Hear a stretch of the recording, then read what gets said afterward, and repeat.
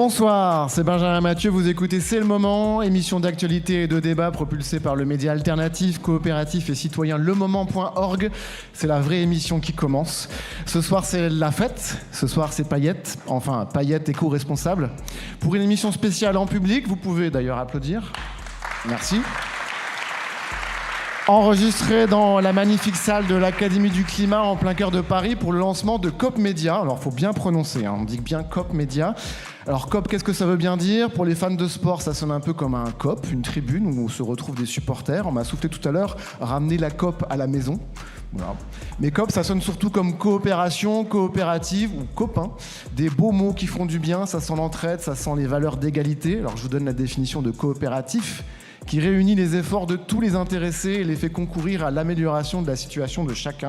Je trouve que ça pose bien les bases de cette soirée où nous fêtons ensemble le lancement de COP Média, une initiative qui vise à défendre la liberté de la presse et renforcer l'écosystème des médias indépendants. Alors ce soir, avec les médias partenaires, ils sont déjà 22, je vous épargne la liste, auxquels s'ajoute une dizaine de structures de l'économie sociale et solidaire.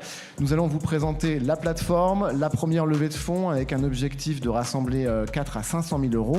Vous l'aurez compris, ce soir, on n'est pas vraiment là pour financer le JDD. Enfin, pas la version Bolloré. Nous, on serait plutôt journal du développement durable. Ça fait JDD aussi, mais c'est pas tout à fait la même philosophie. En tout cas, on va pas laisser les milliardaires de droite contrôler nos dimanches, ni nos soirées en semaine. Ce soir, c'est plutôt touche pas à mon pote que touche pas à mon poste. J'espère que vous êtes prêts pour 1h30 d'émission de radio coopérative. Ne cherchez pas, vous êtes sur la bonne fréquence. Et pour débuter cette émission, nous recevons Paloma Moritz. Bonsoir. Alors, je vais tutoyer tout le monde si ça vous dérange pas. Ça vous dérange pas.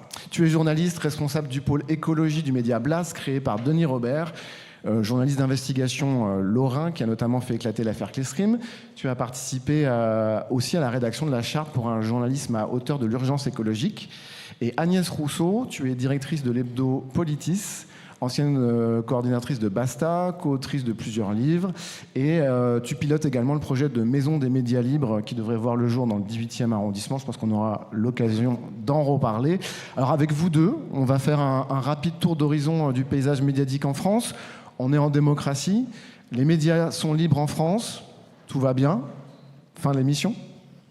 On peut rentrer chez nous ? Non, malheureusement, tout va pas bien. Sinon, on serait pas là, et sinon, COP Média ne se lancerait pas. D'une certaine manière, c'est une sorte de réaction aussi à ce qui est en train de se passer.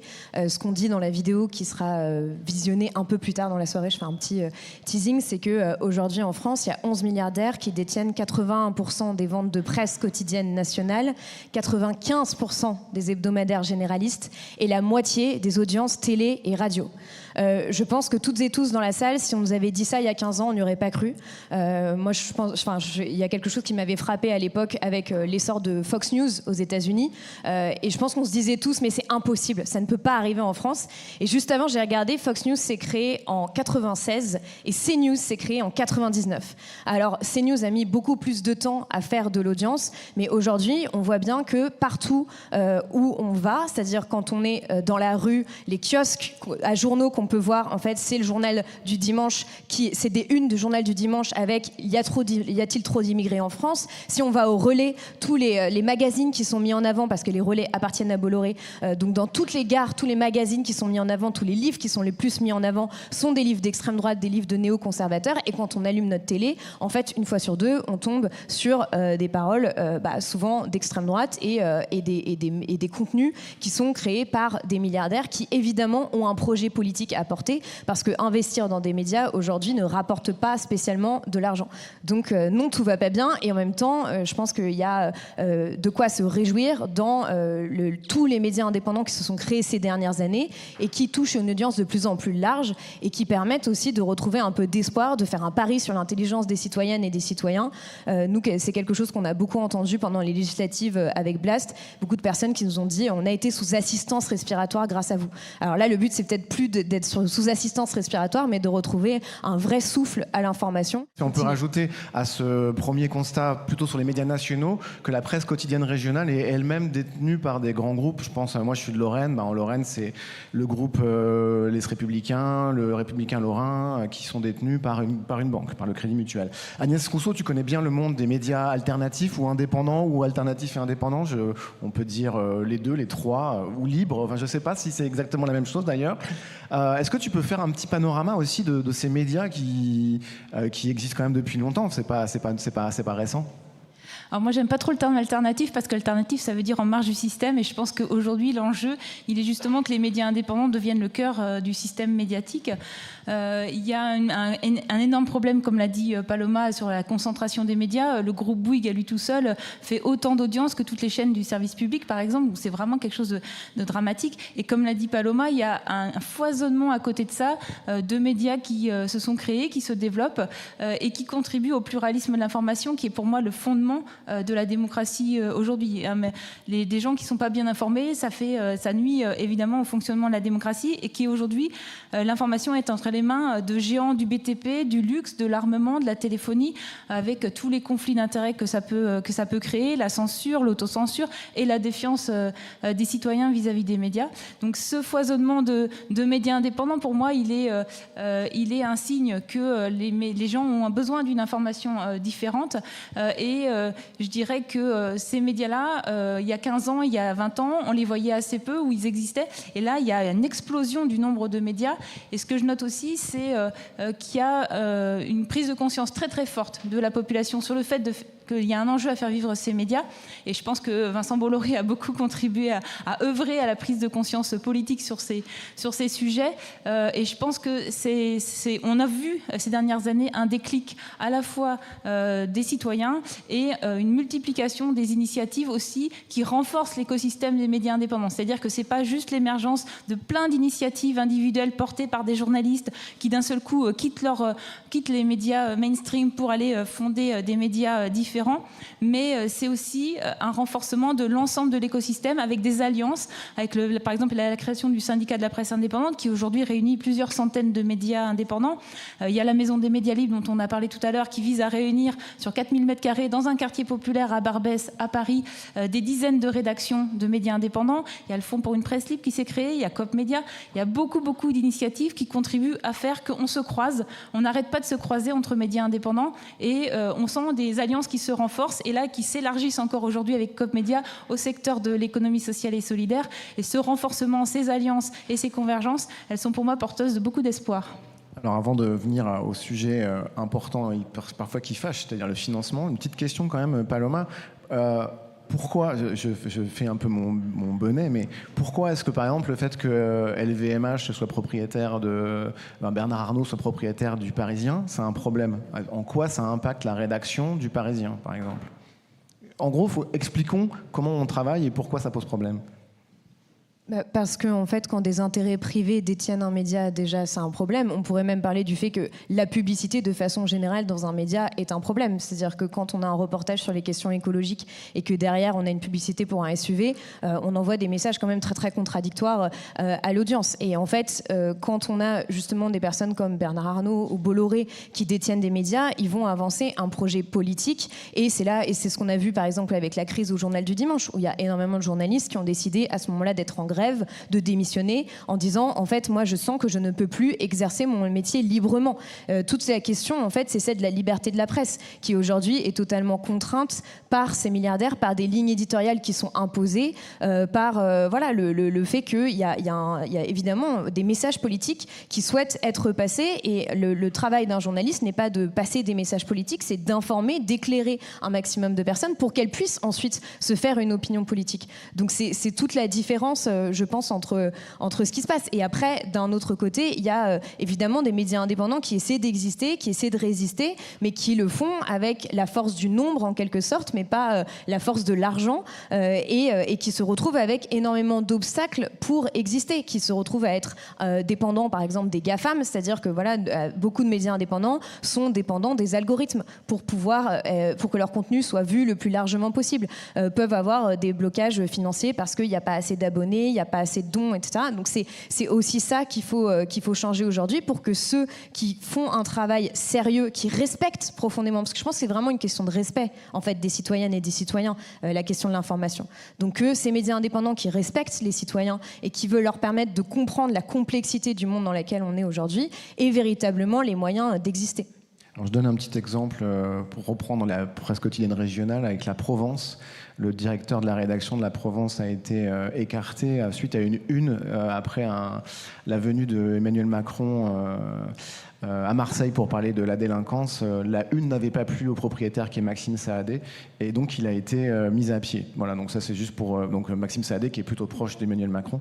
Voilà, c'est juste pour qu'on comprenne, c'est un exemple un peu précis. Agnès, ces médias dont on parlait, donc pas alternatifs mais indépendants, ils ont besoin d'être financés. Un média, ça coûte cher, ça rapporte pas d'argent. Ce qui coûte le plus cher, c'est la force humaine, c'est-à-dire intellectuelle. Ça rapporte un peu d'argent quand même. Parce que ouais, mais pas trop. Je ne travaillerai pas là. Ça apporte de bonnes valeurs. Quels sont les enjeux pour ce média, pour grandir, pour comment se financer et pouvoir payer correctement les gens qui y travaillent? Il faut construire des modèles économiques pérennes. C'est un peu le défi auquel sont confrontés tous les médias. Et donc, il y a plein de modèles économiques. C'est aussi un secteur qui foisonne d'expérimentation diversifiée, de modèles juridiques aussi. Il y a des associations, il y a des coopératives. On a fait une réunion Onde de COP il n'y a pas longtemps où justement on était quelques médias coopératifs. Il y avait Blast, il y avait Le Média, il y avait l'Agefer, il y avait Politis qui se sont transformés en coopératives. Donc, il y a des expérimentations de gouvernance, de juridique et des expérimentations économiques qui découlent aussi un peu des modèles juridiques. Il y a comment dire, il y a des gens qui font du chiffre d'affaires. Donc, par exemple, un média comme Politis, évidemment, il vend des abonnements et donc ça rapporte de l'argent qui permet de payer les salaires, le papier, etc. Il y a des modèles sous format de dons, donc des dons des lecteurs. On dit, par exemple, le média est en accès libre, mais on demande aux lecteurs de faire des dons pour faire fonctionner ce journal. Il y en a qui fonctionnent un petit peu avec la publicité, il y a des prestations, il y a d'éducation média, il y a plein de ressources financières possibles et chaque média indépendant souvent bricole un peu. Il y en a quelques-uns qui ont la chance d'avoir un modèle très solide, mais pour beaucoup d'entre nous, les médias indépendants, c'est quelque chose de beaucoup plus proche du bricolage et progressivement, on structure les choses et c'est aussi un secteur qui partage beaucoup les pratiques, c'est-à-dire qu'il y a beaucoup d'échanges entre médias indépendants pour voir comment on peut consolider les médias respectifs. Il y a une solidarité extrêmement forte, c'est-à-dire que les nouveaux venus, on ne les voit pas comme des concurrents, mais on les voit comme des gens avec qui on a envie de travailler, on a envie de progresser pour justement construire et consolider un écosystème fort. On peut citer votre newsletter dans laquelle vous reprenez plein d'articles de différents médias. Comment elle s'appelle? Alors ça, c'est la newsletter de Basta, chez les Indés, qui fait une revue de presse de la presse indépendante, alors je ne sais pas, chaque semaine, je crois, qui en tout cas est une porte d'entrée parmi d'autres. Pas concurrent, mais on promeut voilà, le en tout cas, c'est vraiment le message qu'on a construit et on l'a vraiment vécu encore plus au mois de juin. On a organisé beaucoup de choses face à la menace de l'extrême droite. On l'a vu à différentes reprises ces derniers mois, ces dernières années. Il y a vraiment une énorme force chez les médias indépendants et une très grande envie de collaborer et de coopérer ensemble pour renforcer l'écosystème de la presse indépendante, parce qu'on est tous conscients, je pense, dans les médias indépendants, que tout seul on peut rien et que finalement c'est pas notre petit média, notre petite boutique qu'on vient défendre, mais c'est la force d'un mouvement, celui des médias indépendants. Robin Saxo, Lucie Anison, bonsoir. Bonsoir. Réunis là parce que vous êtes là. Robin, co-porteur du projet COP Média, tu viens du collectif Transition Citoyenne. Lucie Anison, co-porteuse du projet, secrétaire générale d'Enercop, coopérative d'énergie citoyenne. On a plutôt besoin d'énergie. Je vais écrire mes questions, racontez-nous. Donc en gros, c'est à vous. Oui, alors du coup, COP Média, c'est né au sein du collectif Transition Citoyenne, comme tu l'as dit, le CTC, comme on dit entre nous, entre initiés. Et en fait, c'est un collectif qui travaille depuis une dizaine d'années sur, en gros, comment aider le citoyen à se réapproprier des domaines un peu essentiels de sa vie individuelle et collective, qui ont été petit à petit un peu confisqués par le néolibéralisme, le système démocratique, la crise du système démocratique actuel. Donc voilà, on travaille sur le territoire à faire des initiatives de co-construction avec les élus locaux pour porter des politiques publiques de transition, on travaille à la réappropriation par le citoyen de l'économie à travers les monnaies locales, à travers aussi les coopératives, notamment l'énergie, la banque, les mobilités. Donc voilà, donc en fait, ça faisait sens, en tout cas pour ce collectif, de réfléchir à comment le citoyen pouvait se réapproprier, c'est pas le bon mot, mais en tout cas participer à la construction d'un paysage médiatique pluriel, indépendant, dynamique, et qu'il a vraiment un rôle à jouer là-dedans, parce que nous, on pense qu'en fait, l'information, les médias, c'est un bien commun, et c'est trop important pour être dans les mains d'une minorité d'acteurs ou de groupes. Et donc le citoyen a vraiment une part à jouer pour se réapproprier l'information et les médias. Lucie, comment est né COP Média ? Et donc, une fois que le CTC a eu posé un peu ce constat, ce qu'on s'est dit aussi, c'est que nous, du côté de l'économie sociale et solidaire, et il y a pas mal de coopératives ici qui pourront en témoigner, on a aujourd'hui une force de frappe. On a des coopératives qui lèvent des fonds régulièrement, qui sont soutenus par leurs sociétaires, à la fois financièrement, mais aussi humainement au quotidien, qui les portent. Et on s'est dit, comment est-ce qu'on peut essayer de mettre cet écosystème-là en mouvement autour des médias indépendants pour leur apporter notre force aussi. Et puis aussi pour des raisons, parce que nos initiatives, elles sont inaudibles en fait dans le système médiatique mainstream ou classique, je ne sais pas comment on l'appelle, mais on est complètement inaudible à côté de gros mastodontes qui clairement écrasent la prise de parole. Alors, alternative, nous on utilise beaucoup le terme alternative dans le milieu de l'économie sociale et solidaire, mais à côté d'alternatives comme les nôtres. Et du coup, on s'est dit, voilà, comment est-ce qu'on essaye de créer une structure qui puisse réunir l'économie sociale et solidaire, les médias indépendants et tous les citoyens et citoyennes qui auraient envie d'une manière ou d'une autre de s'associer au projet. Et donc est venue cette idée de la société coopérative d'intérêt collectif, COP Média, qui a donc pour vocation de lever des fonds déjà massivement auprès notamment du secteur de l'économie sociale et solidaire, dans lequel il y a de l'argent aujourd'hui, notamment du côté des institutionnels de l'économie sociale et solidaire. Il y a de l'argent aujourd'hui. Les citoyens, auprès de qui aussi il existe aujourd'hui de l'épargne citoyenne, on voit la NEF, Enercop, Label Emmaüs, toutes ces coopératives, elles lèvent des fonds tous les ans et créent donc cette structure pour soutenir, c'est-à-dire à la fois financer des médias indépendants, offrir des possibilités de mutualisation pour des médias indépendants qui se montent ou des petits médias indépendants qui n'ont pas la possibilité forcément d'avoir internalisé toutes les fonctions, donc soutenir, promouvoir et diffuser. On est convaincu qu'on peut vraiment aider à massifier la diffusion des médias indépendants déjà auprès de nos publics de l'économie sociale et solidaire, mais aussi au-delà. Et puis défendre cette cause, parce que ce qu'on a remarqué aussi côté économie sociale et solidaire, c'est que des ONG qui défendent les questions de justice sociale, d'écologie, etc., il en existe plein. Aujourd'hui, des structures qui défendent la cause de l'indépendance des médias et du pluralisme des médias, il y en a peu. Donc comment est-ce qu'on peut aussi apporter notre petite pierre à l'édifice ? Avec quand même un objectif de défendre certaines valeurs. On n'est pas dans le financement de médias classiques pour financer, pour aider des médias. Il y a une volonté derrière. Oui, alors ça, c'est un peu toujours le sujet aussi dans le milieu associatif. On est apartisan, on est apolitique. Comment on se situe par rapport à ça ? Alors, j'ai pas l'impression, en regardant les gens qui sont là, mais... On ne va pas se le cacher, les structures à l'origine de COP Média sont des structures engagées. Et nous, ce qu'on a envie de dire, c'est que COP Média, c'est aussi une structure engagée. Donc elle est apartisane, elle n'est pas affiliée à des mouvements politiques, mais elle est profondément politique, c'est-à-dire qu'elle porte un projet de société à la fois sur le sujet de la liberté de la presse et de ce qu'on a décrit là, mais aussi des sujets de fond. Donc la transition écologique, la justice sociale, le féminisme. Voilà, c'est un peu des sujets aussi que nous, on trouve trop absents, ou en tout cas parfois maltraités par les médias mainstream, les médias dominants. Et donc, je travaille dans un média mainstream. Voilà. Et donc nous, on souhaite vraiment promouvoir ces médias-là, sachant qu'en face, il y a largement assez d'énergie pour promouvoir des visions de société plus à droite ou à l'extrême droite, ou plus néolibérales. Donc voilà, nous, on essaye vraiment d'apporter cette vision de société politique-là au sein de COP Média. Et juste, je me permets de citer, parce qu'on a une charte qu'on a écrite en partie avec des médias avec qui on a travaillé là, depuis ces 6 derniers mois. Et en gros, ce qu'on se dit, c'est qu'on défend par nos actions, donc COP Média, des initiatives médiatiques d'intérêt public et de bien commun, portant des valeurs humanistes et progressistes en faveur d'une société plus écologique, solidaire et démocratique. Direz ce que vous voudrez, mais voilà. Bonjour. Moi, je suis Alexandre et je représente Upian, qui fait partie de l'aventure COP Média. Et puisque j'ai le micro, je vais en profiter moi pour dire pourquoi je suis là. Moi, je crois beaucoup, en tout cas, au discours économique et à l'inversion des modèles financiers, des flux financiers. Je pense que aujourd'hui, quand on cherche des fonds, quand on est un média indépendant, on ne peut pas se contenter de gens qui mettent des fonds pour gagner de l'argent et avoir de la rentabilité.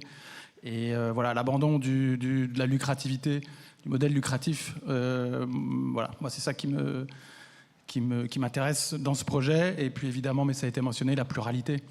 On a besoin de beaucoup de médias différents, on a besoin de petits médias pour porter des voix un peu différentes, quoi.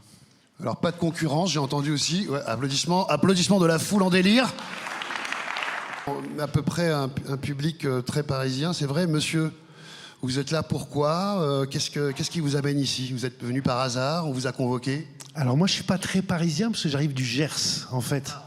Et moi, je suis venu pour... Le Noir de Bigorre. Alors pas du tout. Moi, je fais du chocolat dans le Gers. Je suis venu pour les coopératives, puisque moi, il y a 21 ans, j'ai participé à la création d'une SCOP qui fait du chocolat dans le Gers. Je sais pas si tu connais, Éthicable. Et donc...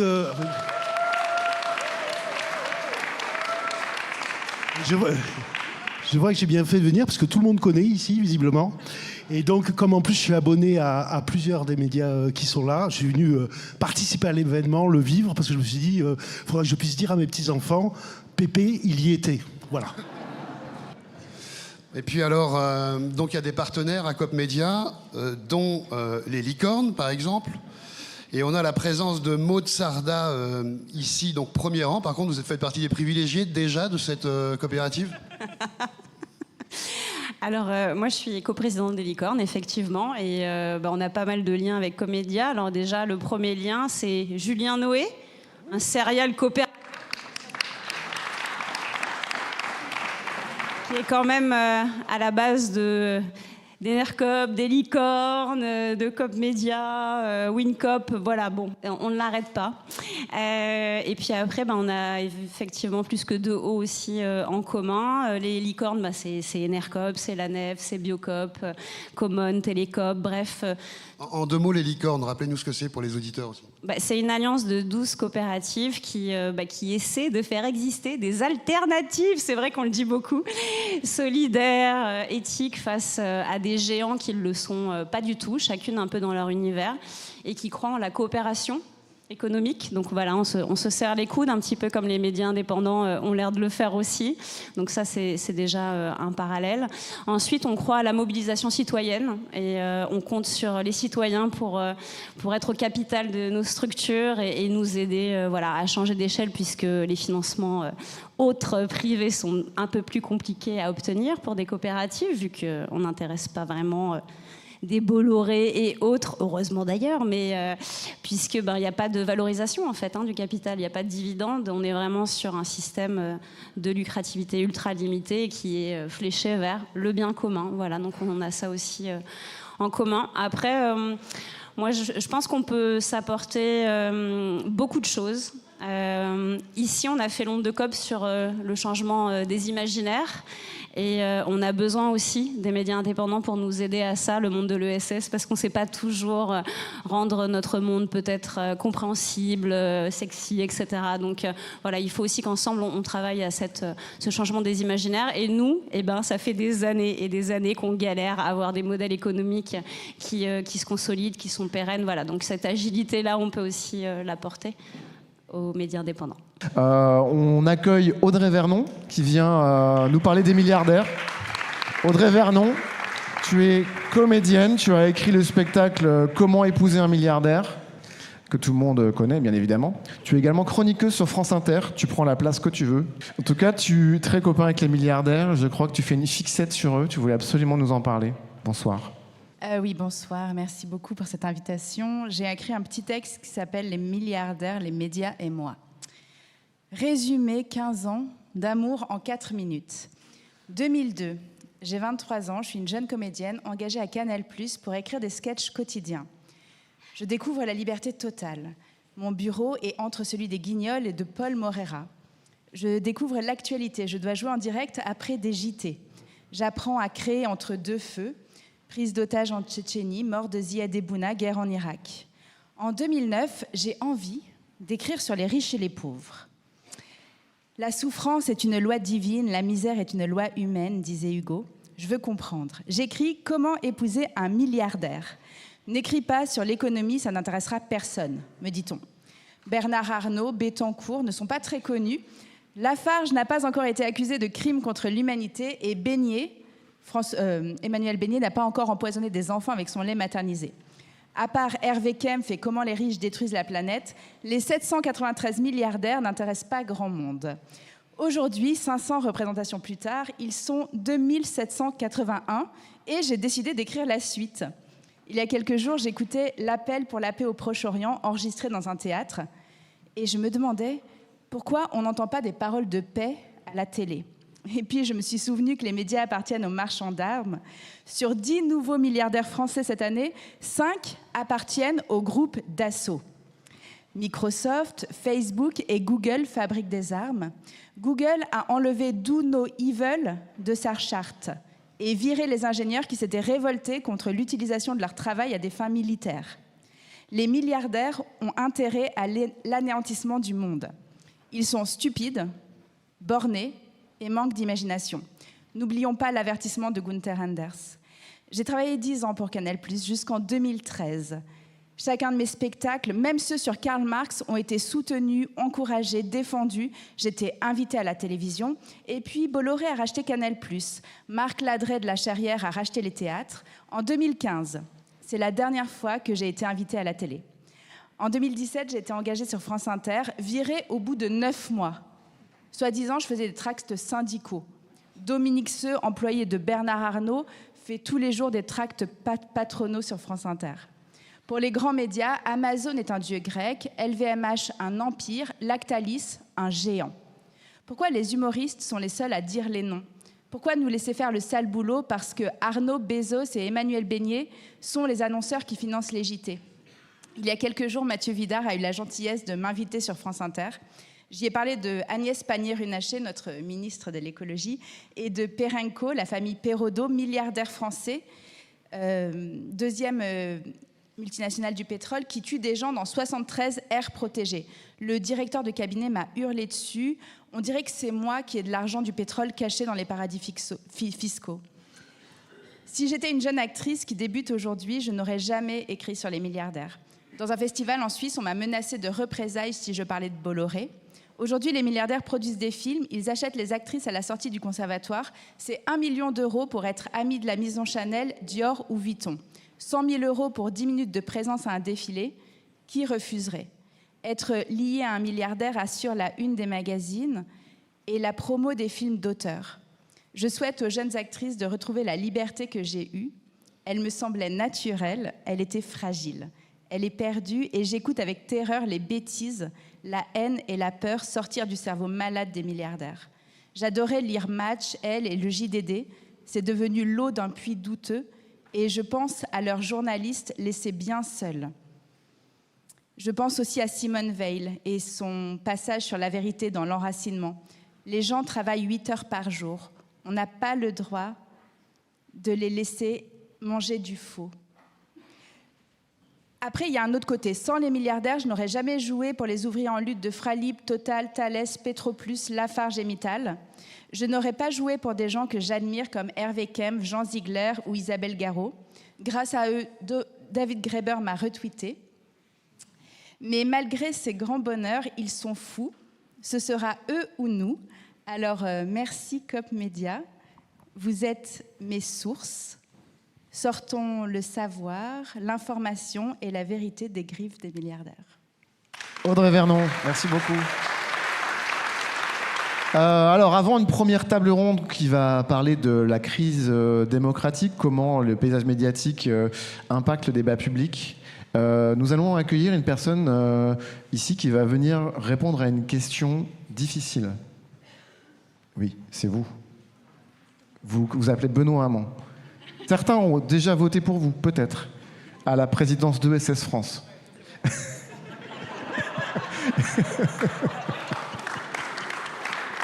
Je vous en prie. On se tutoie. Hein. Non, on se tutoie pas. J'avais dit que je tutoyais tout le monde. Moi, pas n'importe qui. Alors, je crois qu'on va pas être subventionné par Cop Média, nous. Je vous confirme. Ouais. Ça se jouait là. Hein. Mal barré. Alors, comment Cop Média va sauver la démocratie, Benoît Hamon? Vous avez 4 minutes. Il y a plein de choses à dire. D'abord, je pense que... Je vais être sérieux quand même pendant 4 minutes. Je pense qu'il faut être attentif à la démocratie partout. C'est-à-dire que quand on parle de démocratie, on s'attache souvent à penser la démocratie dans la cité à travers le fonctionnement des institutions. Mais on oublie que la démocratie, ça peut être aussi la démocratie sociale, ça peut être aussi la démocratie dans l'économie. Et pour le coup, les coopératives, les acteurs de l'économie sociale et solidaire, depuis près d'un siècle, ont imaginé, ce qui peut paraître, même si le mot est assez galvaudé, assez révolutionnaire, ils ont imaginé que la démocratie pouvait s'inviter dans l'économie. Qu'on pouvait partager les décisions stratégiques dans une entreprise, les partager en partageant le capital ou en faisant en sorte d'introduire de la non-lucrativité, c'est-à-dire la possibilité que quand je prends des parts dans une entreprise, le jour où je les vends, je ne gagne pas d'argent. Quand je prends des parts dans une entreprise, que j'en prenne 100 ou une, ça me donne une voix et pas plus. Bref, décorréler le pouvoir dans l'entreprise de l'argent que je mets sur la table. Et tout ça, ça fonctionne avec des formes de délibération collective et de démocratie qui étendent le champ de la démocratie et l'étendent au-delà des débats habituels qu'on peut avoir dans la cité, à savoir, faut-il une 6e république? Moi, je suis favorable, encore qu'il faudra dire ce qu'on met dedans. Faut-il décentraliser les décisions, les rapprocher des citoyens? Toutes choses pour lesquelles on est favorable. Mais ça ne peut pas se limiter à cela. Et il me semble que les coopératives, les associations, les mutuelles, les fondations ont cette propriété qui est d'ouvrir des espaces à la délibération collective dans l'ordre économique. Et ça me semble tout à fait crucial. Tout à fait crucial parce que toute entreprise démocratique devient une entreprise forcément plus hospitalière à l'intérêt général. Et donc forcément plus hospitalière quand on s'attache à la question des médias, à la liberté de la presse, à la liberté d'informer. Au passage, je le dis, même si ici ça paraît pas évident, mais la liberté de la presse, c'est la liberté d'informer. Même si la plupart des médias qui sont là sont des médias qu'on classerait plutôt à gauche, c'est valable pour tout le monde. Et c'est même souhaitable que ces principes-là garantissent la liberté des journalistes, quelle que soit leur opinion et quels que soient les choix éditoriaux des rédactions. Nous devons garantir ce principe. Or, ce principe est davantage garanti par des entreprises non lucratives et démocratiques, c'est-à-dire par des entreprises qui ne mettent pas la rédaction sous le joug ou le poids d'un intérêt particulier qui est celui du propriétaire en capital du média et leur permettent de faire correctement leur boulot. Quand une entreprise ou une rédac comme celle de Paris Match, qui était quand même pas spontanément celle qu'on imaginait la plus gaucho du paysage, s'inquiétait des exigences qui étaient celles de Bolloré, on voit que quelle que soit la rédaction, il est crucial que l'on casse le lien le plus possible entre la propriété privée du capital et le travail des journalistes. Donc, ça passe d'ailleurs chez... ça a été racheté, va être racheté par Bernard Arnault. Ce qui ne change pas fondamentalement. Ce qui ne change pas grand-chose. Mais ce qui veut donc dire que le sujet de la non-lucrativité, de la propriété des médias concerne par définition tous les médias, pas seulement les médias de gauche. J'ai une question quand même, parce que comme je suis pas payé pour être là, je fais mon métier. Vous venez de dire, je vous vois parce qu'on ne peut pas se tutoyer, évidemment, quelque chose que je trouve très intéressant. Vous avez dit la plupart des médias ici sont plutôt classés à gauche. Est-ce que Cop Média, s'il veut sauver la démocratie, parce que c'est la question, doit aussi financer des médias qui ne seraient pas forcément de gauche? C'est une question. Si il respecte les valeurs qui sont affichées dans la charte de départ, les valeurs humanistes... On peut pas, d'abord, s'il faut... On peut être de droite et être humaniste. Qu'est-ce que la gauche? On peut commencer ce débat-là, mais en regardant rien que la palette là. Mais il y a si les principes qui sont ceux qui déterminent comme médias sont des principes liés au modèle économique, à la démocratie, à l'indépendance, vous ne pouvez pas faire comme présupposé du choix qui va être celui de Coop Média, de faire passer un test aux uns et aux autres sur ce que serait le bon média dès lors qu'il est de gauche ou pas de gauche, parce que rentrerait immédiatement l'autre débat, qui est un débat qui passionne, hélas, la gauche, sur qu'est-ce que c'est la vraie gauche et la fausse gauche. Sachant que tous ceux qui sont de gauche se disent de la vraie gauche et les autres sont de la fausse gauche, tout ça est valable tout le temps. Donc moi, je pense que les principes sont des principes qui doivent s'appliquer à tous, et je le redis, par définition, l'indépendance d'une rédaction, elle ne doit pas être jugée en fonction de l'opinion des journalistes, à supposer qu'ils aient la même opinion, mais en fonction de la qualité du travail qu'ils font et de l'objectif qui est le leur, d'aller partager avec les citoyens une information indépendante et juste. Et donc, une dernière question. Est-ce que c'est au secteur de l'économie sociale et solidaire de financer ces médias ? Alors nous, on va essayer de faire notre boulot. Est-ce qu'il n'y a que qui peuvent le faire ? Je pense qu'il faut déjà que eux le fassent. C'est-à-dire qu'avec ESS France, on est évidemment ESS France qui regroupe toutes les familles de l'économie sociale et solidaire. On voit dans l'émergence de Coop Média une des innovations parmi les plus intéressantes aujourd'hui. D'abord parce qu'elle était nécessaire, que c'est pas un hasard que cette innovation-là vienne de l'économie sociale et solidaire, et qu'il faut maintenant qu'on arrive à faire converger les moyens qui sont ceux des acteurs de l'ESS et qui peuvent être des moyens importants vers cette initiative-là pour qu'elle soit soutenue. Et ce sera le travail que nous ferons dans les semaines et les mois qui viennent. Mais je pense qu'il n'y a pas de hasard à ce que cette innovation démocratique et citoyenne soit hébergée par l'économie sociale et solidaire. Parce que c'est le lieu ou l'espace dans l'économie qui héberge l'essentiel des innovations sociales, citoyennes et démocratiques, quand elles sont dans l'économie, et qui avait là quelque chose d'assez naturel à ce que, en tout cas, le modèle des coopératifs soit choisi par tous ces médias comme un modèle approprié pour continuer ou passer à l'échelle, comme on dit aujourd'hui, les médias indépendants. Merci Benoît Hamon, on a presque fait 4 minutes. On a fait 6, mais c'est presque 4 en politique. J'appelle donc Julia Cagé, Claire Toury et Mathieu Mollard à me rejoindre. Comment la crise du paysage médiatique impacte le débat public, la démocratie? Vaste question. Julia Cagé, professeure d'économie au département d'économie de Sciences Po Paris, surtout spécialisée dans les médias, autrice de beaucoup d'ouvrages sur le sujet, notamment l'information est un bien public. Peut-être tu peux commencer à répondre à cette question. Tu as énormément travaillé sur le sujet, donc est-ce que tu peux nous parler de cette crise actuelle? On a évoqué en introduction le fait qu'une dizaine de milliardaires détient un nombre très important, un pourcentage très important des médias nationaux. Donc en fait, depuis tout à l'heure, on est du côté des solutions, et à moi, on me demande de faire le pessimisme, tout va mal, comme ça tout le monde va me détester. Donc je vais faire un état des lieux de la crise actuelle des médias. On a une crise économique du secteur des médias pour commencer. Qui est en partie lié, et c'est pour ça que c'est intéressant, Coop Média et le fait de le rattacher à l'ESS, qui est en partie lié au fait qu'on a eu une recherche de rentabilité qui n'existe plus dans tous les cas pour le secteur des médias. C'est important de dire que l'information est un bien public, et le fait que ça soit un bien public, ça veut dire qu'il faut le sortir de la logique du marché, de la rentabilité, de la logique des dividendes et de la logique des actionnaires qui investissent dans les médias pour en tirer des bénéfices. Ça a été le cas pendant longtemps. Pendant longtemps, vous prenez les années 60, 70, 80, ça a été un secteur très lucratif. Et vous aviez même un certain nombre de pays, si vous prenez les États-Unis, où les médias étaient cotés en bourse. Vous aviez des journaux qui étaient cotés en bourse, et c'était des sources d'investissement pour faire de la rentabilité. Aujourd'hui, les médias sont devenus beaucoup moins rentables, ce qui n'est pas une bonne chose d'ailleurs, parce que perdre de l'argent et être à but non lucratif, c'est deux choses tout à fait différentes. Mais ce qui a eu une conséquence, c'est que les médias sont devenus relativement bon marché, entre guillemets.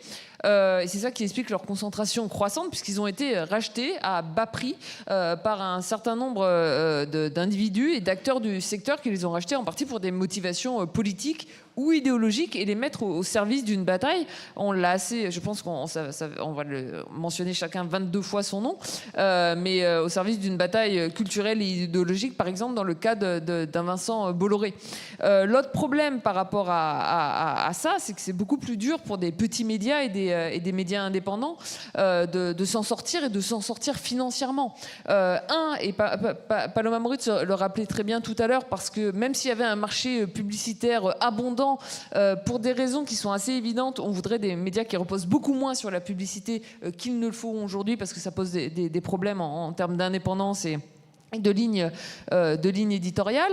Et puis deuxièmement, parce que voilà, on vit tous sous contrainte de ressources, que quand vous interrogez les gens aujourd'hui, en moyenne, vous avez à peine aujourd'hui un Français sur 5 qui se disent prêts à payer pour de l'information, et quand vous leur demandez combien ils sont prêts à payer chaque mois pour de l'information, ils vont vous dire autour de 10 € à peu près. Ce qui permet de faire vivre un média indépendant. Et puis c'est tout. Ce qui est un petit problème en termes de pluralisme. Et c'est ça aussi ce que j'ai beaucoup aimé dans l'introduction et les premières tables rondes, c'est de rappeler que les médias indépendants, ils ne sont pas en concurrence.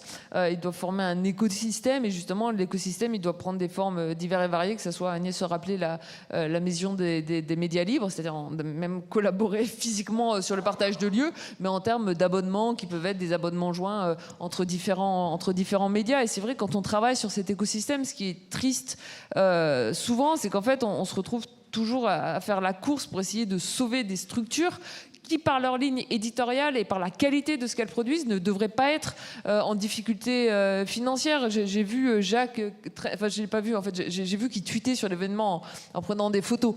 Donc je sais qu'il y a Jacques Trenso par exemple qui est dans la salle. Moi je peux que vous inviter à soutenir la nouvelle campagne, il est là-bas, de financement participatif qui est lancée par Médiacité. Mais c'est vrai que quand on voit le travail et la qualité du travail qui est fait tous les jours par Médiacité pour faire de l'actualité indépendante, avec de l'investigation locale, et en région, pas fait par d'autres. C'est important.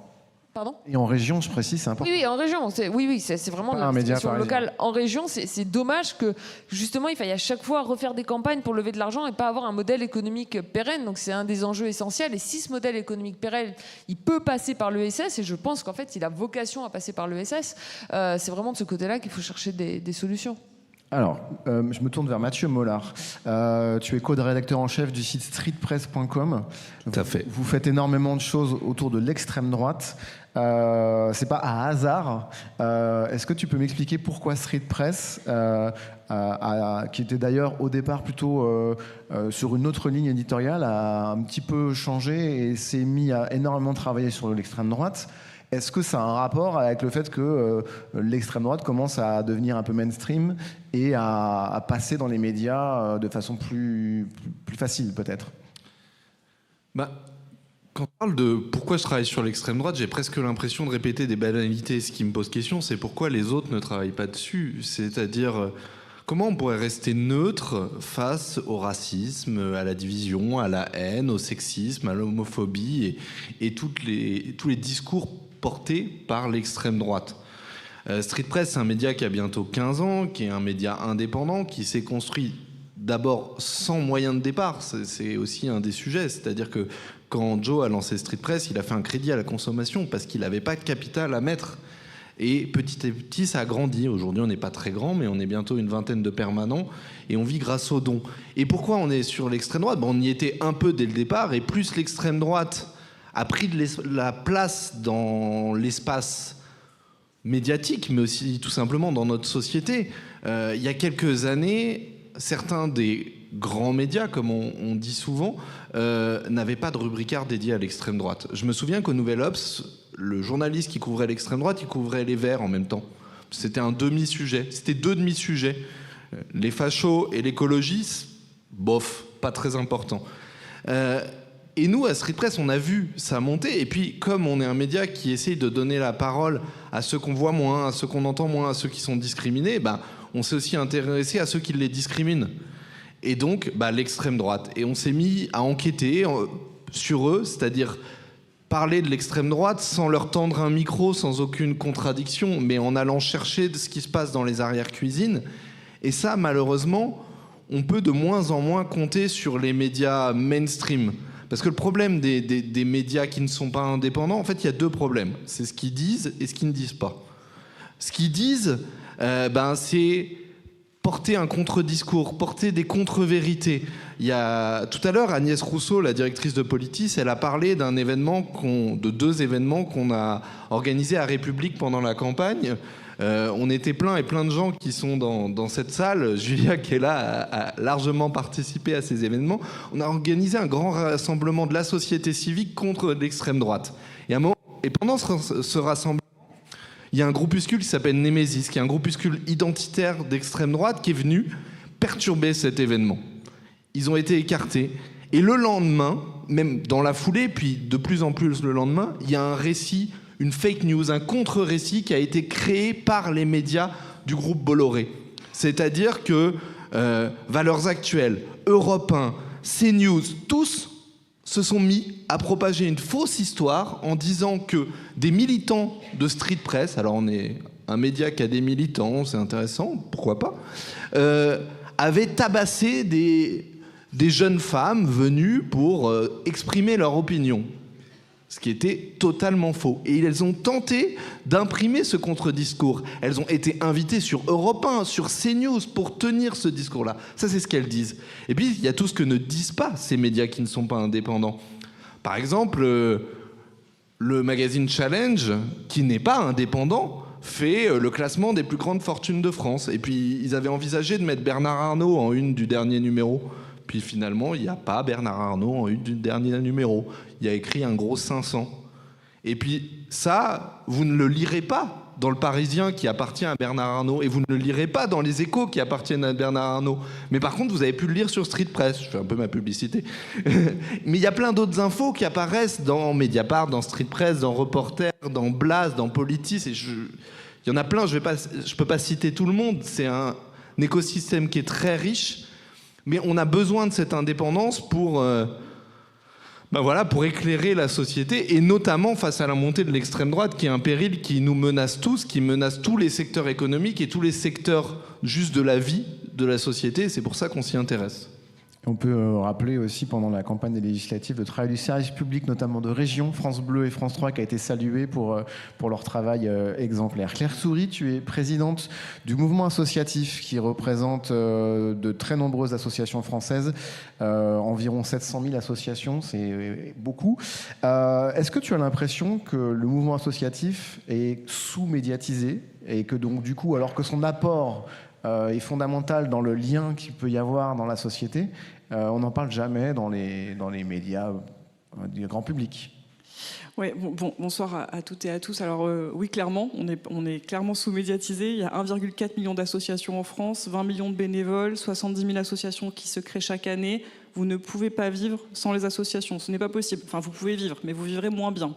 Le club de foot, les activités culturelles, les colonies de vacances, les EHPAD aussi, les crèches associatives, etc. Je me suis lancée dans une liste que j'aurais pas dû commencer à faire, mais ça maille la société, c'est absolument partout, et force est de constater que personne ne le sait. Et donc ça, c'est clair que c'est un vrai problème.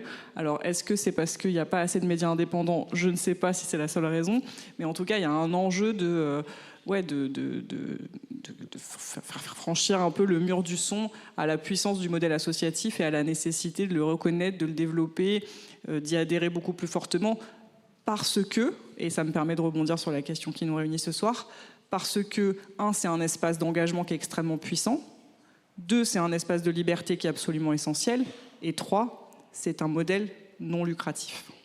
Et quand je dis ça, alors, je ne sais pas si je pense que tout ce qui est lucratif est à mettre à la poubelle, je ne suis pas certaine d'ailleurs, mais par contre, il y a des secteurs, il y a des champs, il y a des choix de société qui sont faits à un moment et qui ne peuvent reposer que, à mon sens, sur du public ou sur de la non-lucrativité. Je veux bien concéder une forme de lucrativité limitée à mes amis de l'économie sociale et solidaire, mais je n'irai pas plus loin. Et je pense que c'est vrai pour la question du grand âge, pour la question de la petite enfance, et je pense que c'est aussi vrai pour la question des médias. Et donc du coup, ça... Je vous pose une question à tous les trois pour terminer, parce qu'on est malheureusement, j'aimerais pouvoir faire une émission d'1 heure avec chacun d'entre vous, mais je ne peux pas.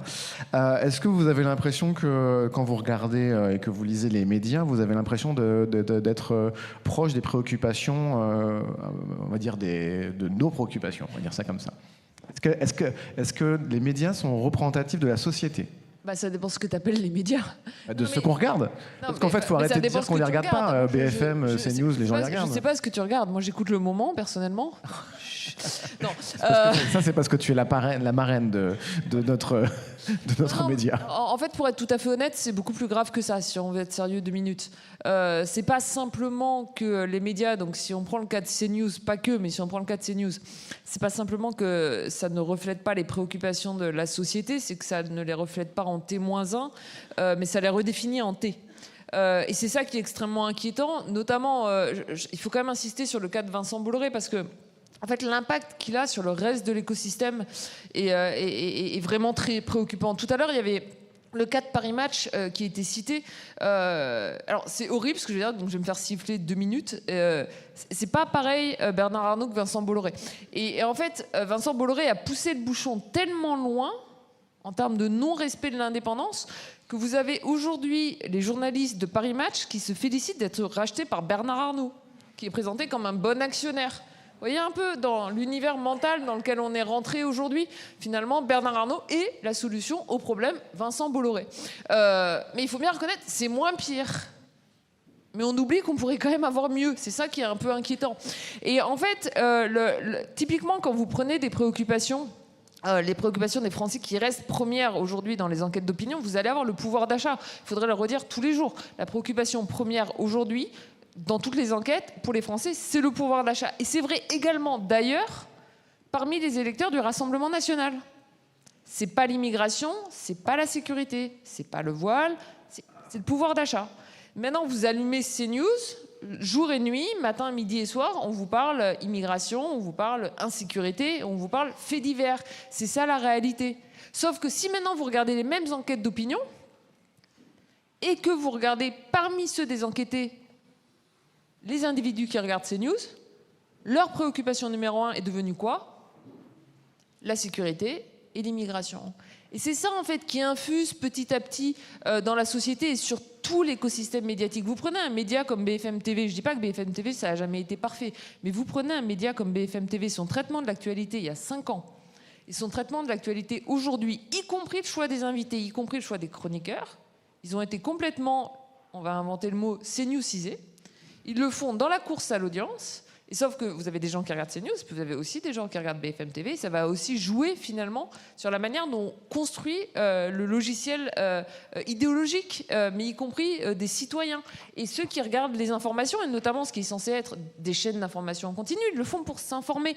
Et c'est ça qui est extrêmement dangereux, et c'est ça qui est extrêmement inquiétant, parce que justement on ne se préoccupe pas de ce phénomène-là. Et la dernière chose que je veux souligner, c'est le plus dangereux finalement dans ce qui se passe. Tout à l'heure, tu soulignais l'importance du travail fait par le service public pendant la campagne des législatives. Quelle est l'une des premières cibles aujourd'hui de l'extrême droite et du Rassemblement national? Et des Républicains par ailleurs. Bon, je ne sais pas où est la nuance. C'est le service public. Ils veulent privatiser le service public. C'est-à-dire les médias publics indépendants qui font encore leur travail, ils veulent les mettre sous la coupe d'une idéologie qui est l'idéologie du Rassemblement national. Et là où c'est inquiétant, c'est que c'est pas le cas de vous ici, vous seriez pas là, mais on est quand même un public qui est pas du tout représentatif. La plupart des gens se préoccupent pas beaucoup des journalistes. Journaliste, ça fait partie, après les politiques, d'une des professions les moins aimées. Donc on a l'impression, quand on va défendre les journalistes, finalement, que souvent on le fait dans le vide. Alors qu'en fait, quand on défend les journalistes, on défend l'indépendance des médias, on défend l'information, on se défend nous-mêmes comme citoyens. Et ça a du mal à imprimer. Et c'est pour ça que c'est quand même bien d'avoir des initiatives comme celle-là, et notamment des initiatives en termes de coopératives, avec cette idée finalement de refaire aussi de tous les citoyens des acteurs centraux des médias, pas simplement finalement comme consommateurs passifs de l'information, mais comme acteurs centraux, y compris de leur gouvernance, pour recréer un lien finalement entre les citoyens et les médias, et notamment les médias indépendants qui peuvent réellement les informer. Merci. Claire et Mathieu, est-ce que vous voulez rajouter quelque chose? En 2 phrases, je voulais appuyer sur ce que tu disais sur l'impact de Bolloré. Bolloré, il a envoyé un message très fort aussi à tous les autres milliardaires qui se sont dit « Hey, on peut marcher comme ça sur les journalistes et ça passe !» C'est-à-dire qu'il a viré tous ces news, 98% de la rédac du JDD. Tout le JDD, et ça passe. Et derrière, on a Saadé qui a racheté BFM, il s'est dit C'est passé pour Bolloré. Première semaine, il leur a dit « Je vous préviens, j'achète pas un média pour que vous enquêtiez sur moi. » Voilà, les choses sont dites, semaine 1. Et ça, on le doit à Bolloré, je pense. Moi, je trouve qu'au moins, c'est clair. C'est vrai. Clair, justement. Très bonne transition. Oh là là, cette blague. Je l'ai déjà eu 3 fois aujourd'hui, je tiens à le dire, comme quoi ça me poursuit. Qui a dit que j'avais de l'humour ? Ouais, c'est ça. Non, mais alors, attends. Jean-Claude Duss. Et ça passe, mais et ça résiste aussi, en fait. Enfin, quand même, disons-le, parce que sinon, il n'y a pas les grands milliardaires qui détruisent tout, et puis tous les pauvres citoyens qui sont soumis à des grands milliardaires qui détruisent tout. Oui, ils ont énormément de pouvoir, et oui, c'est un problème, et oui, il faut créer des mécanismes de résistance pour aller contre ça. Mais je pense qu'il faut aussi se rappeler que, c'est ce qui a été dit en introduction, les gens sont beaucoup moins bêtes qu'on ne le croit, hein, quand même. Hein. Les gens sont plus intelligents qu'on ne le croit, et heureusement. Et donc, le sujet, c'est pas... Et moi, j'ai un point de désaccord avec ce qui a été dit tout à l'heure. Pour moi, le sujet, c'est pas est-ce qu'on a le droit ou non d'avoir un message politique dans un média. Moi, ça me pose pas de problème que des journalistes portent un message politique. Ce qui me pose problème, c'est quand il y a un message politique unique qui est porté. Et l'enjeu, c'est la pluralité, c'est le pluralisme. Et c'est surtout d'être bien au clair que quand on ouvre tel ou tel média, qu'on lit tel ou tel article, qu'on regarde telle ou telle chaîne de télévision, on sait que c'est politiquement orienté. Mais à partir du moment où les choses sont dites, je ne sais pas si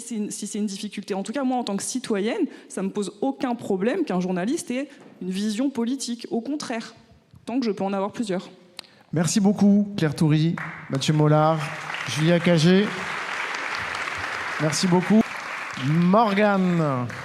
Bonjour. Morgane de Le Moment, créatrice du jeu Burger Queers. Oui. Burger tu vas. Queers. Bonjour tout le monde. Vous pouvez retrouver Burger Queers sur la très bonne plateforme de podcast lemoment.org, bien sûr, que je conseille à tout le monde. Et tu nous as préparé un quiz sur les médias. Ouais, un petit jeu. Je me dis qu'on rigole pas assez et qu'on en a besoin en ce moment.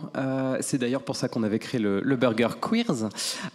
Mais parce que aussi, on l'a bien vu quand Bolloré a racheté Canal, l'une des premières choses qu'il a faites, c'est enlever les guignols.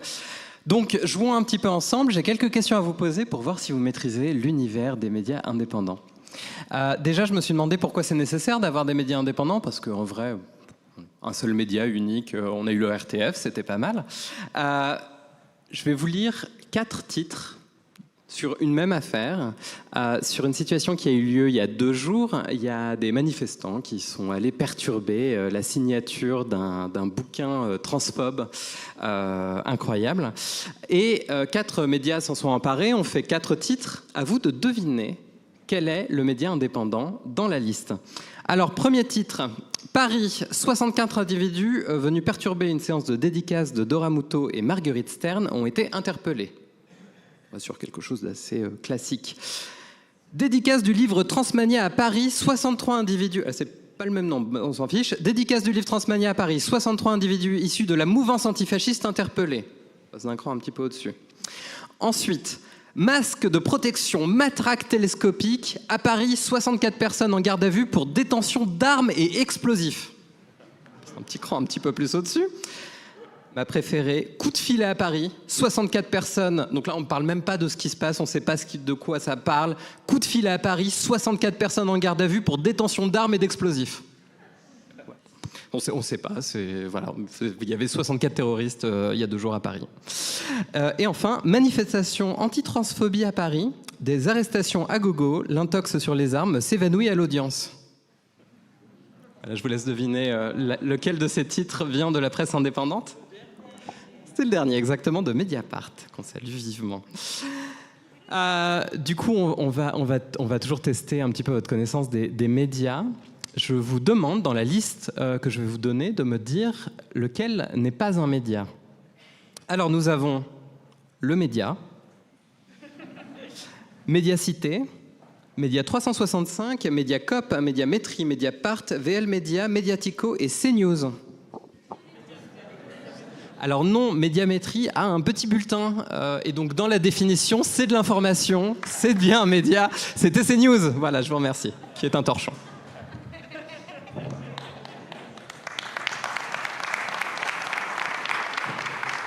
Mon Dieu, des applaudissements pour Médiamétrie, on aura vraiment tout vu. On a besoin de presse libre ici. Petite question à vous poser, et je pense que c'est une question qui nous taraude un peu tous. quels sont les moyens les plus rapides d'obtenir de l'argent pour un média indépendant sans citer Olivier Legrain? Non, il n'y a pas de réponse parce qu'en fait, j'ai pas de réponse. On a besoin d'argent, donc on aimerait bien savoir si vous avez des idées pour trouver de l'argent rapidement, s'il vous plaît. Je vous donnerai mon PayPal à la fin de l'émission. Et enfin, en parlant d'argent, le petit Vincent B n'est pas là, hein, je crois. Il n'a pas voulu venir. Mais comme vous le savez, c'est un très grand défenseur des médias, de la liberté de la presse. D'ailleurs, il s'en est expliqué devant les députés, c'était le 14 mars dernier, parce que l'Arcom voulait se saisir de CNews. Donc forcément, il est venu pour montrer à quel point la presse indépendante est libre, ça lui tient à cœur. Je vais vous dire 4 phrases. Il va falloir me dire laquelle a été prononcée par le petit Vincent B. Alors, la première, pour se défendre de toute islamophobie, j'ai beaucoup d'amis musulmans. Pour se défendre de toute idéologie de droite. L'autre jour, quelqu'un m'a dit que j'étais de la France insoumise. Pour se défendre qu'il a un cerveau. Je n'ai pas de projet idéologique. Et enfin, je ne suis plus rien dans ce groupe, qui, rappelons-le, porte son nom quand même. Laquelle de ces phrases, la première, la deuxième, la troisième ou la quatrième? C'est les 4, effectivement. Il a bien prononcé les 4 devant les députés. Je vous remercie d'avoir joué avec moi. Merci Morgane. Et je vous souhaite une bonne soirée. Lou Espargilière.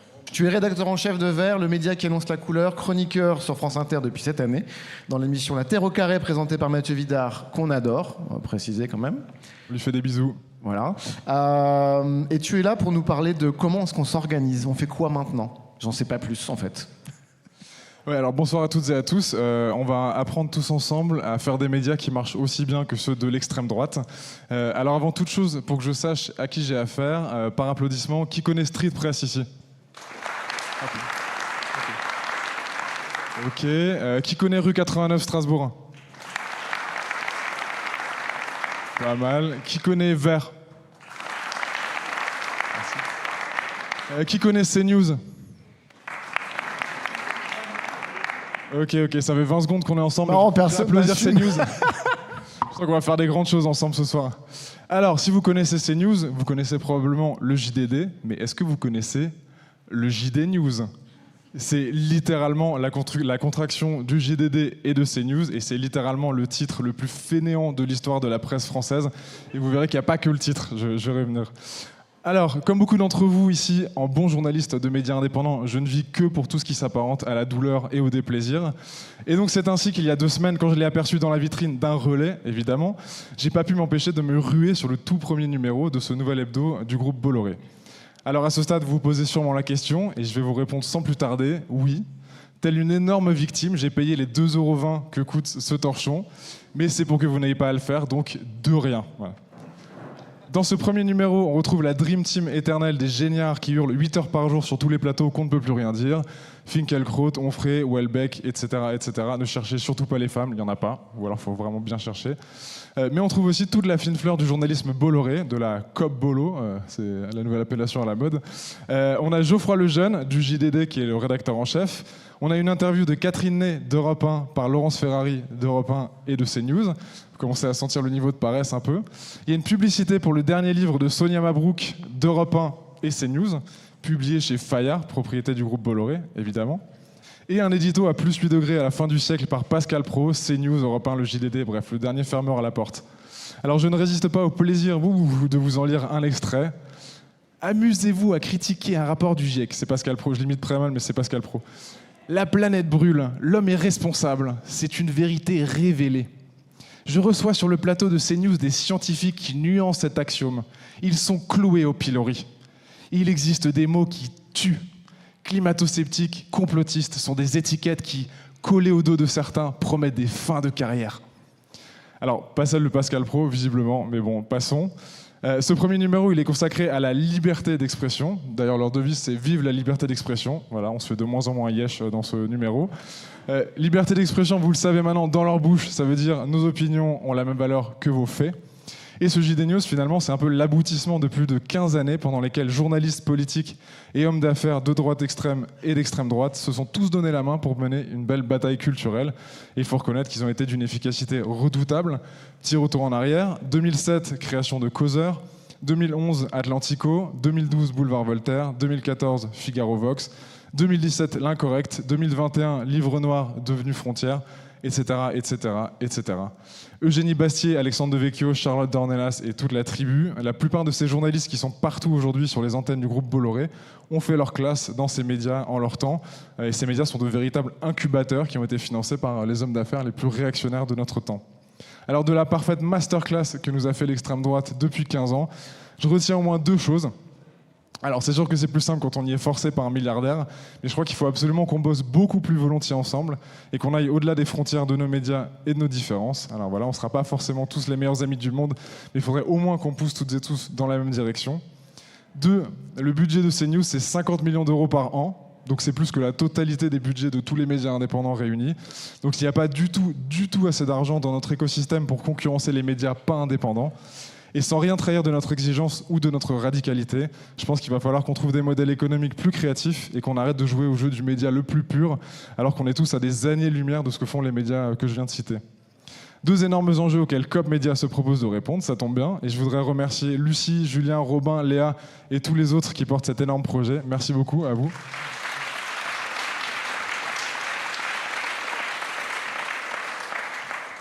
Et je voudrais aussi qu'on remercie l'extrême droite pour cette belle leçon. Finalement, 2,20 €, c'était pas si cher payé. Maintenant, si vous en êtes d'accord, je vous propose qu'on leur rende l'appareil dans les décennies qui viennent. Ça vous va ? Merci. Merci Lou. Et vous pouvez vous abonner à la newsletter, à l'excellente newsletter de Vert, vert.eco. Très bien. On va terminer cette émission avec une dernière table ronde et j'appelle à venir sur ce plateau Jean-François Julliard, directeur général de Greenpeace France, ancien secrétaire général de Reporters sans frontières, Yuli Yamamoto, porte-parole d'Attaque France, cofondateur de la coopérative COP Média, et une personne de Bastabac dont je ne connais pas le nom. Et c'est très pratique, car on ne me l'a pas donné. Et du coup, je vais tout de suite te donner la parole, car je n'avais pas ton nom. Vas-y. Nicolas, donc. Avec vous, on va parler de comment une coalition, entre guillemets, en tout cas un rapprochement entre la société civile, l'économie sociale et solidaire, dont on a beaucoup parlé, et les médias, peuvent, en gros, mener ce qu'on appelle la bataille culturelle. Est-ce que déjà quelqu'un voudrait prendre la parole et nous expliquer ce qu'on entend par bataille culturelle ? Lou l'a un peu expliqué tout à l'heure, c'est-à-dire des médias avec des thématiques particulières qui font pousser leurs agendas. En gros, c'est ça. Donc, du coup, qui a envie de prendre la parole pour débuter ? Bataille culturelle, bataille des idées, ça a été effectivement théorisé entre autres par Gramsci. On voit bien que ça fait un certain nombre d'années que les valeurs, les idées de gauche, les valeurs progressistes sont complètement en descente aux enfers au niveau de cette bataille des idées. Et notamment parce que le système médiatique est complètement sous l'emprise du dogme néolibéral. On le voit dans la façon dont il traite tous les types d'informations. Donc c'est pour ça qu'il faut une alternative à ce traitement médiatique. Ok. Jean-François, Julien. Oui, bah, en fait, ce rapprochement, il est absolument nécessaire parce qu'on partage beaucoup de choses. Je veux dire, les médias indépendants, les médias libres et les associations militantes, on partage beaucoup de choses. On incarne souvent les mêmes valeurs. On a parlé d'indépendance, on a parlé de liberté. On représente aussi un certain pouvoir citoyen. Donc, on partage les mêmes valeurs. On porte le même projet de société, peu ou prou. On n'a pas les mêmes rôles, on ne fait pas les mêmes métiers, mais on porte la même vision d'une société très différente de celle qu'elle est aujourd'hui. Et puis, et c'est un point essentiel aussi, c'est qu'on fait face aux mêmes menaces. On fait face aux mêmes menaces. Je veux dire, moi j'ai travaillé pour défendre la liberté de la presse. Aujourd'hui, je dirige une organisation de protection de l'environnement. Mais liberté de la presse, défendre la liberté de la presse ou défendre la capacité à protéger l'environnement, c'est un combat commun et qui fait face aux mêmes menaces. Aujourd'hui, la liberté de la presse, les libertés associatives sont menacées par un contexte politique, économique de plus en plus difficile, de plus en plus dur. Il y a une répression sur les militants écolos de plus en plus forte. On le voit à chaque fois qu'on est dans la rue pour pour manifester ou pour désobéir. Il y a des procédures judiciaires qui sont de plus en plus longues et tout ça. Donc il y a besoin qu'on se défende aussi. Et j'ai envie de dire, après COP Média, il faudra créer COP Asso, parce qu'on aura besoin de ça aussi pour se défendre. Et je pense que c'est important qu'on le fasse ensemble. Ça existe déjà, Claire Toury. On va dire ça comme ça. Excuse-moi, j'ai pas noté ton nom, du coup je me rappelle plus. Nicolas. Parce que j'ai pas de... Nicolas comment ? Camillet. Nicolas Camillet. Eh ben je t'en prie. Et j'ajouterais qu'on... Un peu malheureusement, on partage les mêmes défaites aussi. C'est-à-dire que quand la gauche va mal, quand les mouvements sociaux aboutissent à des défaites dans la rue, les médias indépendants aussi, finalement, ne se portent pas très bien, puisqu'on partage les mêmes causes et les mêmes combats.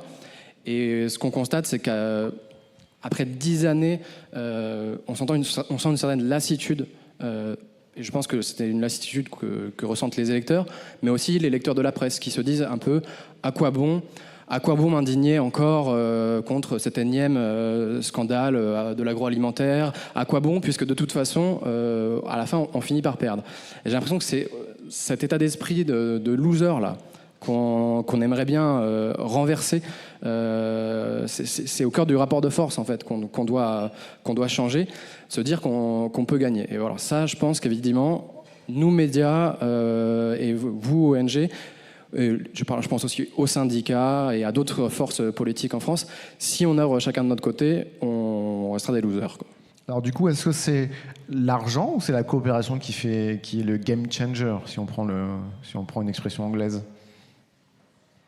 Jean-François ou Yuli? Non, c'est pour moi c'est la coopération et le fait de mener des luttes ensemble. Encore une fois, chacun dans son rôle. Faut pas non plus qu'il y ait de confusion des rôles. Justement, les journalistes, ils font pas du militantisme. Non, pareil. Non, mais ils sont là pour raconter aussi ce que font les associations militantes sur le terrain. Et c'est difficile pour nous, en tant qu'association militante, d'avoir une couverture médiatique à la hauteur des urgences écologiques et sociales qu'on Vous étiez pourtant spécialisé Greenpeace sur les coups un peu spectaculaires. Oui, mais le monde médiatique a changé, le rythme de l'information n'est plus le même, et aujourd'hui ça devient difficile. Il y a tout un tas d'angles morts de l'écologie. Je pourrais vous lister tout un tas de sujets qui sont hyper importants, hyper essentiels sur les questions écologiques et sociales, et qu'on a du mal à faire passer dans l'accélération de ce rythme de l'information. Donc encore une fois, chacun dans son rôle. Comme on se retrouve, ça a été dit, on se retrouve sur beaucoup de causes. Enfin, la plupart des médias qui sont là, membres de COP Média, c'est des médias qu'on connaît, qu'on croise régulièrement et tout ça. On a besoin effectivement de porter tout ça, cette vision de la société, on a besoin de la porter fort ensemble. Julie ?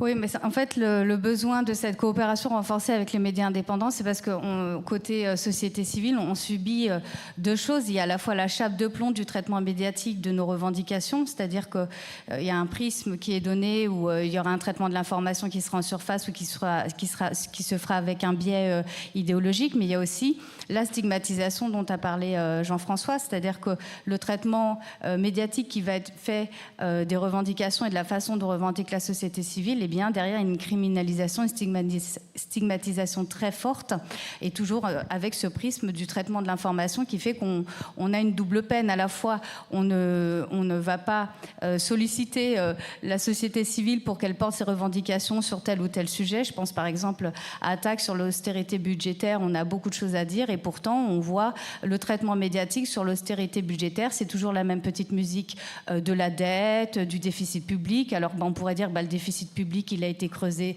par Bruno Le Maire, mais on n'est jamais invité à parler de ça, de qu'est-ce qu'il peut y avoir comme contre-récit à cette austérité budgétaire. Et pire encore, quand on essaye du coup d'attirer l'attention, notamment par la désobéissance civile, donc en essayant de créer une rupture médiatique et essayer de crever le plafond de verre et de s'imposer dans le débat public, eh bien, malheureusement, on subit une répression.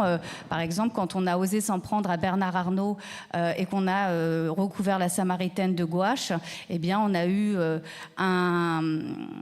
comment ça s'appelle, un sondage du Figaro, faut-il dissoudre Attac.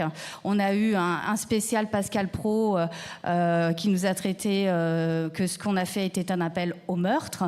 Mais à aucun moment, évidemment, il y a eu mais qu'est-ce que vous dénoncez? C'était pendant la crise Covid, l'enrichissement indécent des milliardaires, les profits indécents qui ont été faits pendant la crise Covid, qui peut être aussi une façon de traiter du coup la question de l'austérité budgétaire. Donc le traitement, la nécessité de coopérer avec les médias indépendants, c'est pour effectivement surmonter cette chape de plomb, briser ce plafond de verre, et puis en même temps essayer d'enrayer ce phénomène de criminalisation, puisque maintenant toute contestation sociale ou politique devient quasiment impossible. Nicolas Camillet, il y a aussi une question de représentation des journalistes dans la société qui sont de moins en moins crus, de moins en moins respectés. Il y a une défiance totale de plus en plus forte entre les gens qui font de l'information de leur métier et puis ceux qui les reçoivent. Ça aussi, ça fait partie d'une mission compliquée à mener pour recréer ce lien. Comment est-ce que vous faites, par exemple ? Je dirais que c'est pas aussi simple que ça, parce qu'il y a effectivement une défiance un peu généralisée qui est répétée d'étude en étude. Il y a la Croix qui fait un très bon baromètre de la confiance des médias à tous les ans. Et à chaque fois, les résultats sont effectivement assez effrayants. Mais en fait, quand on regarde précisément, les gens n'ont plus confiance dans les médias qui n'expliquent pas d'où ils parlent. Et je pense que c'est là une grosse différence aussi des médias indépendants. C'est qu'on accepte d'avoir un point de vue situé, on accepte de respecter et d'honorer certaines valeurs qu'on va expliciter dans des chartes, des manifestes, tout en précisant qu'on place toujours la déontologie et la méthode journalistique au-dessus des opinions de chacun.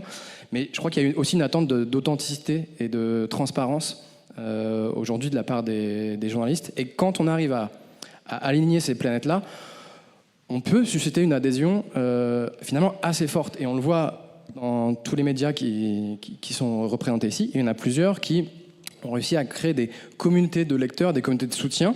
Donc les médias comme Basta ou comme Vert ou comme Street Press qui fonctionnent sur les contributions volontaires, on est obligé de susciter une adhésion affective assez forte, parce qu'on n'oblige pas les gens à payer pour notre contenu. Et donc pour ça, on est obligé de produire des contenus de qualité, mais aussi créer un rapport assez intime, personnel avec l'audience, cultiver cette proximité. Et ça demande d'être authentique sur d'où on parle et quelles sont nos valeurs. Et si on arrive à faire ça, je pense que c'est une des recettes pour réengager les gens aussi dans la consommation d'infos. Voilà. Yuli et Jean-François, je ne sais pas si vous pourrez répondre à cette question, mais je voulais qu'on aborde ce point avant de terminer. De parler des médias qui sont des médias très locaux et qui font un travail de veille citoyenne, un travail démocratique hyper important. C'est aussi des médias qu'il faut aider, accompagner. Ils sont moins connus que ceux qui sont ici, qui sont déjà dans COP Média. Mais est-ce que vous sentez ça, ce besoin de local, ce besoin de parler des préoccupations des gens de façon très très proche ? Oui, c'est un besoin. Pardon. Alors, le micro n'est pas branché, c'est bon. C'est un besoin qu'on ressent aussi, parce qu'on fait le même constat sur le militantisme écologique aujourd'hui, c'est-à-dire qu'il est porté de plus en plus à travers des luttes locales, un engagement local au plus près des territoires sur tout un tas de problématiques qui sont très concernantes pour les gens.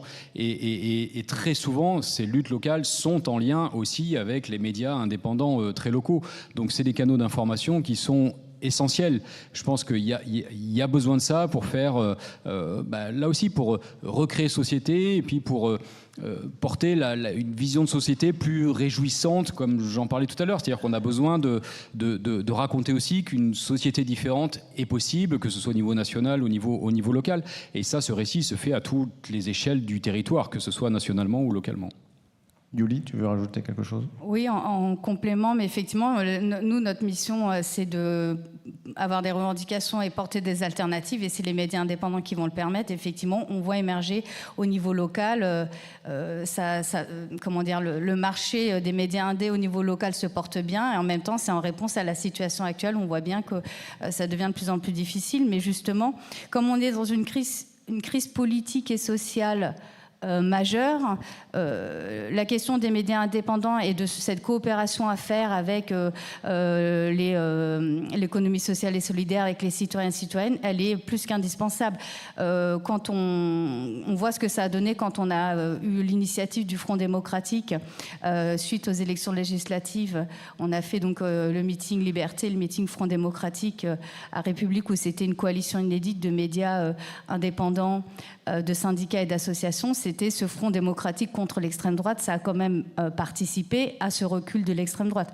Donc aujourd'hui, la question de cette coopération, elle est indispensable parce qu'on a une crise sociale et politique majeure, une crise démocratique extrêmement grave, avec l'extrême droite aux portes du pouvoir et déjà en quelque sorte en place, en tenant en laisse Barnier. Donc il va falloir... cette coopération, c'est en quelque sorte une résistance qu'on est en train de mettre en place et qu'il va falloir continuer le plus fortement possible à travailler à cette coopération, mais au-delà, comment dirais-je, il faut vraiment qu'on investisse au maximum cet enjeu-là, quoi. Et c'est pour ça qu'on s'est mobilisé à cette époque-là pour le recul de l'extrême droite, mais c'était qu'un tout petit sursis et maintenant il va falloir travailler à le battre durablement et ça passera notamment par cette coopération-là. Merci à vous trois, Jean-François Julliard, Yuli Yamamoto, Nicolas Camillet. Jack, souvent, tu as la lourde tâche de clôturer cette émission avec le public. En attendant, ce qu'on voulait aussi vous dire, c'est qu'on n'en a pas trop parlé jusqu'à maintenant. C'est que la part sociale à la COP Média, donc c'est pas comme disait Jack, c'est pas que quelques euros, c'est 100 euros, c'est 100 euros pour tout le monde. Et en fait, avec 100 euros, du coup, vous participez à la coopérative, vous pouvez participer à la gouvernance de la coopérative, voter à l'AG. Un métier, de... participer sur vos territoires... monter un média. Sur vos territoires, aux actions de la coopérative pour vraiment faire de la cause des médias indépendants une vraie cause sociétale qui vaut la peine de se mobiliser. Donc voilà, ça je l'ai dit. Peut-être on va passer aux remerciements, puis on regardera la vidéo un peu plus tard. Ouais, on va pouvoir laisser les gens boire un petit verre. Déjà, on espère que ça vous a plu. C'est vrai que monter quelque chose comme ça, c'est un métier. Avec Lucie, c'est pas vraiment notre métier à la base. Et en tout cas, c'est très, très difficile. Nous, à la base, les gens qui partent de nos structures, ils vont plutôt monter une microbrasserie dans la Drôme ou faire du fromage dans les Cévennes. Nous, c'est l'aventure COP Média. Donc voilà, on espère qu'on va être à la hauteur. En tout cas, on voulait remercier chaleureusement les personnes qui étaient dans la vidéo, que vous verrez après, et notamment Arnaud et Léa qui ont bossé dessus. Le moment, merci, on peut les applaudir, je pense. Donc il y a Nicolas, Jack, Emmanuel, Morgane, Alain qui étaient à la coordo technique avec nous et aussi à la technique d'ailleurs de l'émission. Merci à la Ligue d'Impro de Paris qui ont fait les petits sketchs et les fausses pubs. Merci à l'Académie du Climat qui nous accueille dans cette belle salle. Merci du coup à Sarah et son équipe. Merci à la captation vidéo qui nous ont offerte aussi ce soir. On est ravis. Merci à Alex qui a fait le petit dessin que vous avez peut-être vu tout à l'heure. Merci à lui. On remercie aussi l'équipe de COP Média, du coup Charles, Julien qui a déjà été suité, Léa, Clément. On salue aussi la participation de tous les bénévoles de la soirée, notamment qui sont pas mal de la team Enercop aussi. Julie, Kelly, Yann, Alexandre, Estelle, Jim, Nina, Barbara, Soriane, Hugo. Et merci surtout à tous les sociétaires de la SIC, de COP Média. Vous êtes déjà très nombreux. Il y a des structures de l'ESS, des médias, et en particulier ceux qui sont là depuis le début. Un merci spécial à Agnès et à Jacques, qui ont beaucoup travaillé sur l'écosystème des médias indépendants et comment on coopère, et qui ont été dès le début super soutien de la coopérative. Donc ça fait très très plaisir. Et enfin, merci au CTC du coup, qui a permis d'incuber cette structure COP Média, et à Enercop qui a permis aussi à Lucie de mettre du temps de travail sur ce projet. Je crois que je vais m'arrêter là, sinon ça va être les Oscars.